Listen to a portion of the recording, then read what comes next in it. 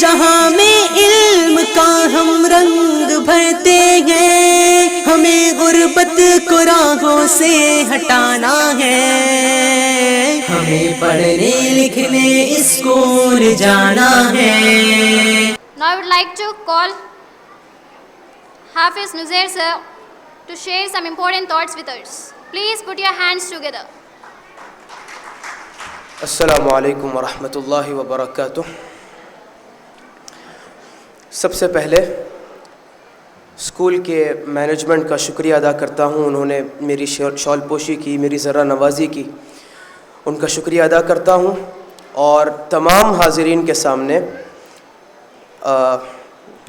معذرت پیش کرتا ہوں کہ میرے والد آج تشریف نہیں لا سکے، اس پر وہ بھی معذرت خواہ ہیں اور اسکول کا مینجمنٹ بھی معذرت خواہ ہے۔ پرنسپل میم کے خطبہ استقبالیہ میں آپ تمام حضرات نے اسکول کا ایک سالہ پروگریس سن لیا تھا، ایک سال میں ہم نے کیا کیا اچیومنٹس کی یہ آپ لوگوں نے سن لیا تھا۔ آپ کے سامنے یہاں پر میرے ٹھہرنے اور میرے بات کرنے کے 3 مقاصد ہیں۔ آپ کی خدمت میں 3 باتیں عرض کرنا چاہتا ہوں۔ پہلی بات یہ ہے کہ ہم نے اس اسکول کو قائم کیوں کیا۔ دوسری بات یہ ہے کہ آگے اس اسکول کے حوالے سے ہمارے کیا عزائم ہیں، ہمارے کیا انیشیٹوز ہیں، وہ ہمارے ذہن میں کیا پروجیکٹس ہیں، یہ انشاءاللہ آپ کی خدمت میں پیش کروں گا۔ اور تیسری اور آخری بات، یہاں پر موجود پیرنٹس سے میری گزارش رہے گی انشاءاللہ۔ مجھے جو وقت دیا گیا وہ 15 سے 20 منٹ کا وقت ہے، انشاءاللہ میں اپنی بات کو 15 سے 20 منٹ کے اندر سمیٹنے کی کوشش کروں گا انشاءاللہ۔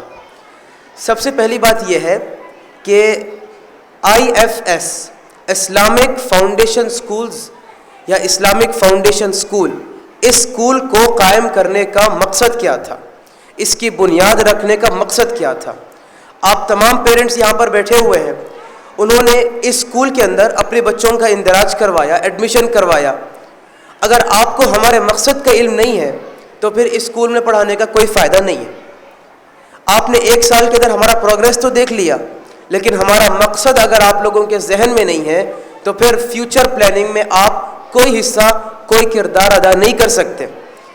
اسی لیے یہاں پر ٹھہرنے کا میرا مقصد یہی ہے کہ آپ کو ہمارے اسکول قائم کرنے کا مقصد کیا ہے یہ آپ کو سمجھانا چاہتا ہوں۔ دیکھیں، آج جو دور ہے، اس دور میں گلی گلی اسکول موجود ہے، کوچے کوچے میں اسکول موجود ہے۔ جس گلی میں آپ اپنی گاڑی موڑیں گے وہاں پر آپ کو اسکول کا بورڈ نظر آ جائے گا۔ اسکول بہت سارے ایسے ہیں جو بامقصد ہیں اور بہت سارے ایسے بھی ہیں جن کا کوئی مقصد نہیں ہے، صرف مقصد پیسے جمع کرنا ہے۔ اور ماشاءاللہ بہت سارے ایسے اسکول ہیں جو ایک خاص مقصد کو لے کر ایک خواب کے پیچھے دوڑتے ہیں، ایک ویژن ان کے ذہن میں، ایک مشن کے اوپر وہ لوگ کام کر رہے ہیں۔ اسلامک فاؤنڈیشن اسکول کو قائم کرنے کا مقصد، اس کی بنیاد رکھنے کا مقصد، ایک ایسا پلیٹ فارم تیار کیا جائے جس میں بیک وقت دین کی تعلیم بھی ہو اور اسی کے ساتھ ساتھ پیرالل دنیا کی تعلیم بھی دی جائے۔ آپ کا بچہ ہمارے پاس آئے تو آ کر صرف ABCD نہ پڑھے، ABCD بھی پڑھے، الف با تا سا بھی پڑھے۔ آپ کا بچہ ہمارے پاس الفابیٹس پڑھے تو نورانی قاعدے کی تختیاں بھی پڑھے۔ ہمارے پاس آ کر آپ کا بچہ اگر میتھس کے ایکویشنز پڑھ رہا ہے، اگر ایڈیشن، سبٹریکشن اور ملٹیپلیکیشن کے پہاڑے یاد کر رہا ہے تو اسی کے ساتھ ساتھ قرآن کریم کے قواعد بھی اس کے ذہن میں ہوں، تجوید پڑھنے کے کیا اصول ہے، تجوید کیسے ادا کی جاتی ہے، قرآن پڑھنے کے کیا مقاصد ہے، یہ بھی اس کو پتہ ہو۔ یہ اسلامک فاؤنڈیشن کو قائم کرنے کا مقصد۔ تو آپ کی خدمت میں نے یہ بات عرض کی کہ اسلامک فاؤنڈیشن اسکول کو قائم کرنے کا مقصد کیا ہے۔ اس اسکول میں آنے کے بعد، اس اسکول میں آپ کے بچے کو داخل کرنے کے بعد اگر آپ یہ توقع رکھتے ہیں کہ آپ کا بچہ صرف دنیا میں کامیاب رہے تو آپ سے گزارش ہے کہ آپ اپنے بچے کو اس اسکول میں نہ لائیں۔ اگر آپ یہ چاہتے ہیں کہ آپ کا بچہ صرف اور صرف انجینئر بنے تو پھر ہم آپ کی خدمت نہیں کر پائیں گے. یہاں پر آپ لا رہے ہیں، آپ کا بچہ انجینئر بھی بنے گا، آپ کا بچہ عالم بھی بنے گا انشاءاللہ.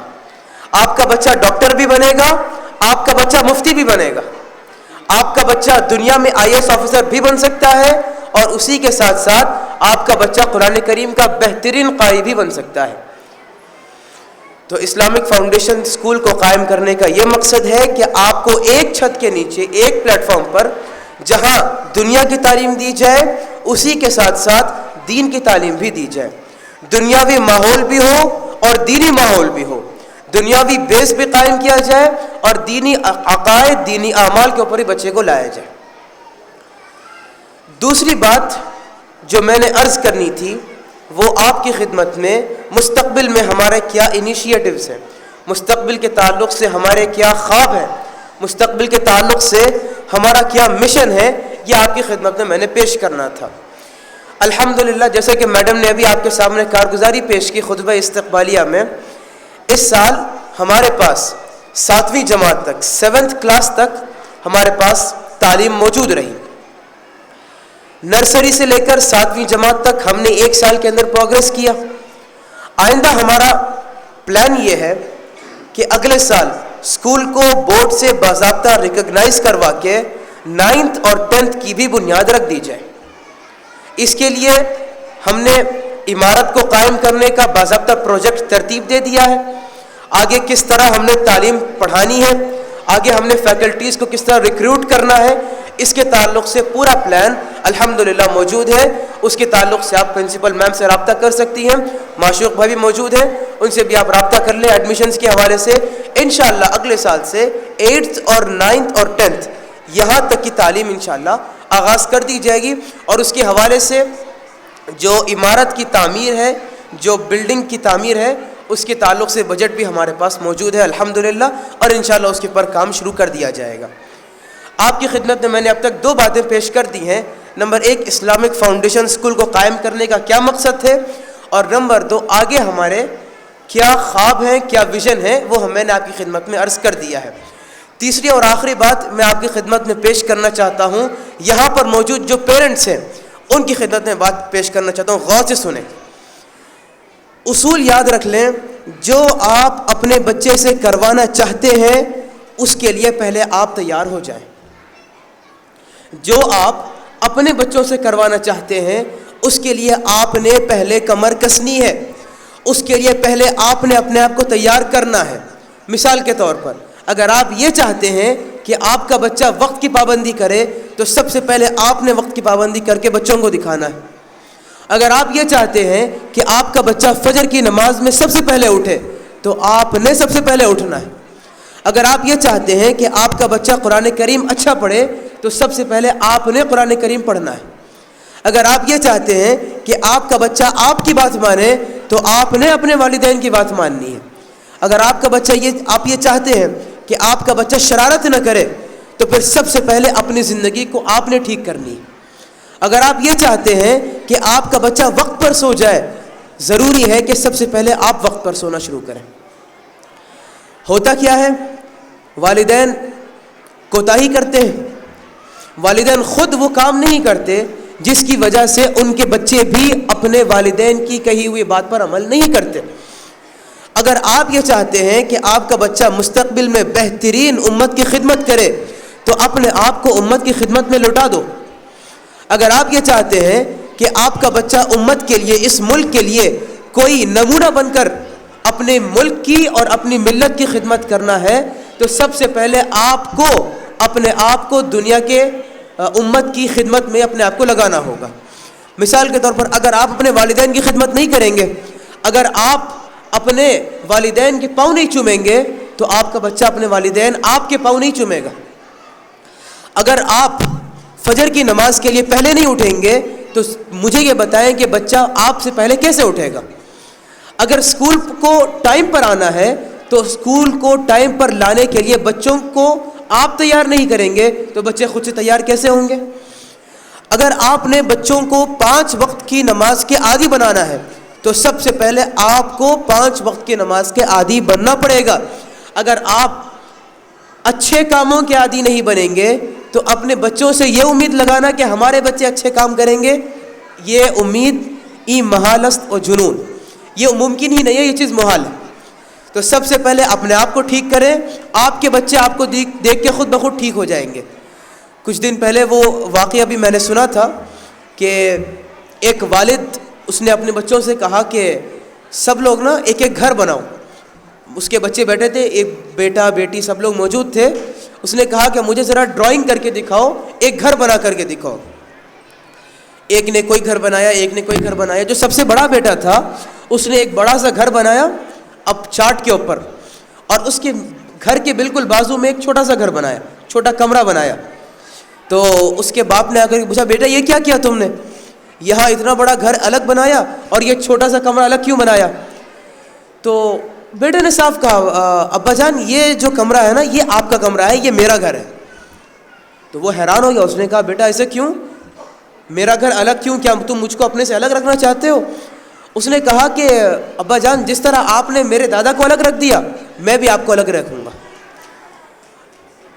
اگر آپ یہ چاہتے ہیں کہ آپ کا بیٹا بڑے ہونے کے بعد جب آپ بوڑھے ہو جائیں تو آپ کا سہارا بنے، آج آپ اپنے بیٹوں کے سامنے اپنے باپ کا سہارا بن جائیں.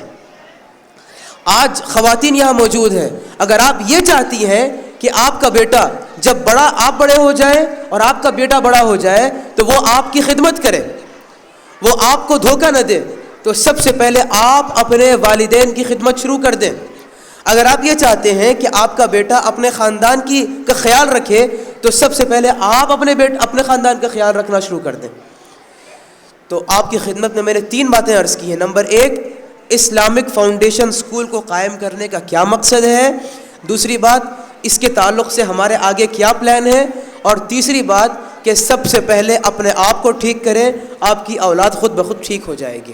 یہاں پر ٹیچرز بھی موجود ہیں، میں ان سے بھی عرض کرنا چاہتا ہوں، اگر آپ یہ چاہتی ہیں کہ آپ کے بچے آپ کی بات سنیں، اگر آپ کے اسٹوڈنٹس آپ کی بات سنیں تو سب سے پہلے آپ وہ کام کرنا شروع کر دیں. اگر آپ یہ چاہتی ہیں کہ آپ کے بچے وقت پر اسکول میں موجود ہوں تو سب سے پہلے ٹیچرز کو چاہیے کہ وہ وقت پر اسکول میں موجود ہوں. اگر آپ لوگ یہ چاہتی ہیں کہ بچے شرارت نہ کریں اور ٹیچرز بازو بیٹھ کر شرارت کریں، بلند آواز میں بات کریں، بچے کیوں خاموش بیٹھیں گے؟ اب یہاں پر سب بچے موجود ہیں، بچوں کا کام شرارت کرنا ہے. اگر بچوں کی شرارت کو دیکھ کر پیچھے بیٹھے لوگ حضرات جو بیٹھے ہیں وہ بھی اگر باتیں شروع کر دیں تو بچے کیوں خاموش بیٹھیں گے؟ اگر آپ یہ چاہتے ہیں کہ آپ کے بچے ہماری بات سنیں تو آپ کو خود ہماری بات سننا پڑے گا. خلاصہ کلام یہ ہوا کہ جو کام آپ کرنا چاہتے ہوں، جو کام آپ یہ چاہتے ہوں کہ آپ کے بیٹے وہ کام کریں، آپ کی بیٹیاں وہ کام کریں، آپ کی اولاد وہ کام کرے، تو سب سے پہلے آپ نے وہ کام خود ہی کرنا ہے. اس کے بغیر وہ کام ممکن ہی نہیں ہے. یہاں پر میں اپنی بات کو ختم کرتا ہوں. ایک بار پھر شکریہ ادا کرتا ہوں اسلامک فاؤنڈیشن اسکول کی مینجمنٹ کا. انہوں نے مجھ پر ذرہ نوازی کی، مجھے اسٹیج تک پہنچایا اور بڑا اچھا مظاہرہ کیا. طالب علم نے نعت پڑھی، طلبہ نے نعت بھی پڑھی، طالب علم نے قرات بھی کی. مجھے بڑی خوشی ہوئی. امید ہے انشاءاللہ اسی طرح ہمارا اسکول چلتا رہے گا، شاد اور آباد رہے گا. میں دعا کرتا ہوں کہ آپ تمام والدین جو یہاں پر موجود ہیں، اللہ تعالیٰ ان تمام کے بچوں کو اعلیٰ سے اعلیٰ کامیابی عطا فرمائے. مستقبل میں ایک طرف وہ امت کی خدمت کریں ڈاکٹر بن کے، تو دوسری طرف وہ مفتی بن کر امت اسلامیہ کی خدمت کریں. انجینئر بھی ہوں اور اسی کے ساتھ عالم بھی ہوں، IAS آفیسر بھی ہوں اور قاری قرآن بھی ہوں. کتنی بڑی بات ہوگی. آپ سب کا بہت شکریہ ادا کرتے ہیں. وہ آپ تشریف لائے یہاں پر.